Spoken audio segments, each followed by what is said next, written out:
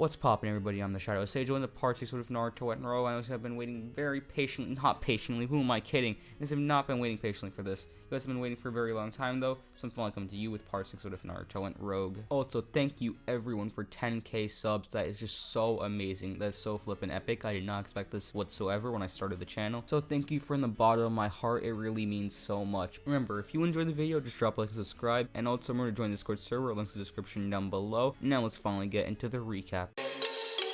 Fire spreading all around my room. My world's so bright, it's hard to breathe, but that's alright. Hush.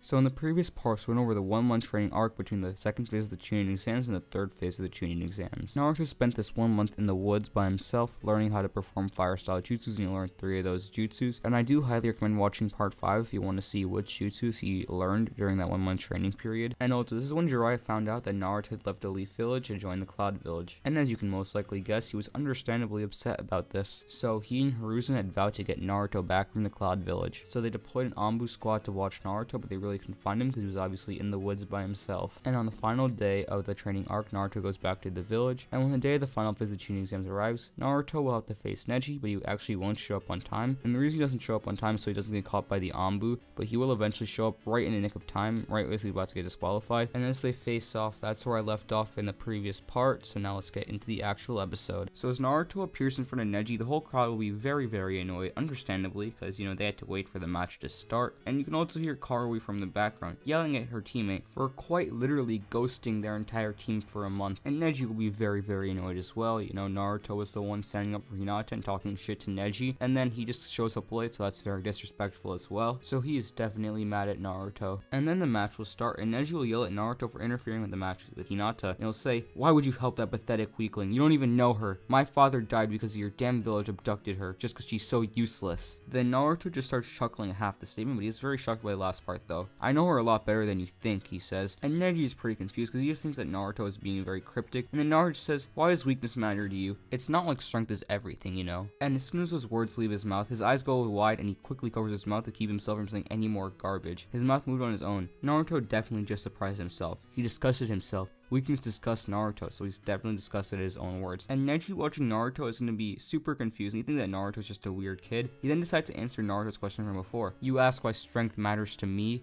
Because of destiny, Naruto, because of destiny." And he goes on to explain the history between the Hyuga and the side branches and the main branches and the curse mark and stuff like that. So he lets out all the stuff that he did in canon. And this was the point in canon where we all went from hating Neji to actually having sympathy for him. We all had that moment, don't even lie. So yeah, that's the same exact moment. So then Naruto, after hearing Neji talk about destiny and all of that stuff, will go on to say, "What a load of shit. There's only one destiny given to all humans. That's death. Your true destiny is a reflection of your choices, past, present, and future. Even though I despise people who are weak, being weak is nothing to be ashamed of. However, on the other hand, staying weak is." And Naruto says this while pouring all of his suppressed and pent-up emotions out. He just said that, never actually thinking about what he said, but it's like the inner Ashura in Naruto came out for a moment, and surprisingly, he actually agrees with what he just said, even though he thought he wouldn't. And it's almost like he was talking about himself in the past. Because he obviously saw his younger self as weak and pathetic, and he hated himself for it, so he got stronger by training and working very hard. And that's like where he's coming from at this point, but without even realizing it. It's like so subconscious in him, since he's like talking about Hinata, right? It's like really coming out naturally for him, even though he's not even thinking about it. In Naruto's giant monologue, he basically talked no Jutsu Neji just like he did in canon, and he'll get completely converted after his father comes and talks to him, just like he did in canon. And Naruto is like semi-converted by his own words. He like talked no Jutsu himself, but not completely. He's still like way too far over the edge to like be talking no Jutsu by himself. And right now Naruto's having like a kind of internal crisis right now. He has his seemingly random monologue that he just had. He has Hinata to think about. He's really like confused. He's really torn apart. Like his hatred for Konoha really runs deep. His will to like do his goals really runs deep. But he also has these new things that are like invading his life, and it's like tearing him apart. But don't get me wrong, Naruto is still on the side of destroying Konoha. He still definitely hates Konoha, just that he's like veering a little bit towards like, not destroying Konoha, but he's still very very far onto destroying Konoha, and he's still the rogue Naruto that I've written, if that makes any sense whatsoever. Also, I have to say that Hinata is very moved by Naruto's monologue, and she'll be very inspired to become strong from this speech that Naruto has given. He's also glad to see that her precious Naruto-kun isn't changed 100%, and she's very relieved to know that the sweet and kind boy she fell in love with many years ago is not 100% gone. Even though it's suppressed by Naruto, it's still in there. There's still glimpses of it, and she's glad that Naruto can be saved maybe in the future. And now enough with the philosophy and personality shit. Let's get into the actual fight. I mean, I'm a sucker for philosophy and anime, but it's about time we actually start talking about Neji versus Naruto in like actual combat. And now that they're actually fighting, Naruto and Neji are gonna charge at each other, and even with his Byakugan, he can barely see Naruto's immense speed and his kicks and punches. Actually, I take that back. He can see all of it, and even though they're doing taijutsu, he's really fast, but Naruto's just faster. Even though you can see all of Naruto's strikes, he only has two hands and only block a certain amount of them, so then he decides to use a 360-degree palm rotation to blast Naruto away, and obviously defend him as well. And when Neji did the palm rotation, Naruto actually injured his hand because he punched Neji's rotation barrier, so that actually hurt his hand when he punched it. And even though Naruto got injured, he clutches his palm and just shakes it off. You know, just rub some dirt on it. Naruto's not a pussy. And now Naruto comes chakra into his feet, and then he body flickers everywhere so fast he's making after image clones the way Shisui did. And if you don't remember what I'm talking about, I'm gonna put an image up on the screen to remind you guys. And Neji, even with his Byakugan, can't tell which a real image is, because they're not ninjutsu clones, they're literal physical clones made by movement, and only someone with a Sharingan can tell. And the whole crowd is sitting there just stunned at Naruto's speed. And then Naruto kicks Neji multiple times into the air, performing the Uzumaki barrage, and Neji's body crashes down to the ground very roughly, but he won't give up. He then rushes at Naruto with a 64 palm rotation, and Naruto is fast enough and skilled enough to dodge most of them, but a few of Neji's strikes do hit his chakra points. And then Naruto grabs the points that went numb, and he just like shakes it off for a little bit, and to everybody's surprise, he's actually 100% fine, because in canon he was actually immune to chakra point hits, and nothing about him going rogue is going to be able to change that, so that means he's definitely still going to be immune to chakra points. And after this, Naruto then builds up chakra in his mouth and then releases a large fireball jutsu, and Neji's able to jump out of the way and dodge, but as the flames dissipate in the air, he sees 20 shadow clones coming right at him to jump him and gang up on him with strength in numbers. And then all of Naruto's clones activate his new flaming fist technique, and they're punching Neji with all of the flaming fists, and Neji can block half of them with his Byakugan, but even just blocking them is doing damage to him, because obviously when he blocked with his hands, it burns his hands, and then it's also burning his body when he gets hit by Naruto. And y'all can definitely tell how powerful Naruto's new technique is. It's really great when it comes to taijutsu. And once Neji's taken a serious beating, Naruto releases all of his clones. He charges up an air bullet which hits Neji in the gut, blasting him back, as well as feeding all the embers on Neji's burnt clothing. And then Naruto asks, "Had enough?" And Neji slowly gets up back on his feet and takes off the burning shirt, revealing all the burns underneath on his skin. And he says, "Hell no, I'm not done.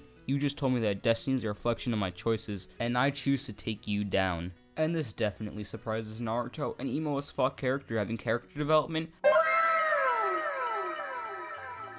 That's crazy. No one saw that one coming, did they? But in all seriousness, this does actually surprise Naruto very much, but then a smile creeps on his face very slowly, knowing that his fun isn't over. And as Neji sloppily charges towards Naruto due to his injury, Naruto sprints towards him. He knees Neji and then punches him multiple times into the air. And once they're both in the air, Naruto yells Gale Palm, pressing both of his hands on Neji's shoulders, pushing him very rapidly back down to the ground. And as Neji's body crashes to the ground, it causes a loud thud, kicking up a massive cloud of dust. And as it clears, the audience sees Naruto whispering something to Neji's battered body. "You misconstrue my words, Hyuga. I never said you could choose your destiny of defeating me, but I said you can try changing it with your choices. But in the end, it seems that the better choice for your destiny would have been staying down." And as Naruto is saying this, he had been unsheathing a kunai from his holster. He raises the kunai and begins to drive it down towards Neji's chest. And just as the kunai is about to pierce the Hyuga, Naruto hears the proctor frantically yell, "Stop! The match is over!" Naruto simply sighs and puts the kunai back in his holster. And as he walks away, he says, "Use your experiences to shape your choices and ultimately your destiny." And he says that as Neji is wheeled away on a stretcher, and Naruto is surprised that he's just handing out advice, but deep down he feels for Neji. Just like Naruto, Neji was actually discriminated against. So Naruto does have empathy for Neji, because obviously he feels himself inside Neji, so he thinks that he's a Neji who actually went out of his way to shape his destiny. He actually went out of his way to leave the village and become strong, while Neji just conformed to the ways of the Hyuga. And right now Naruto is very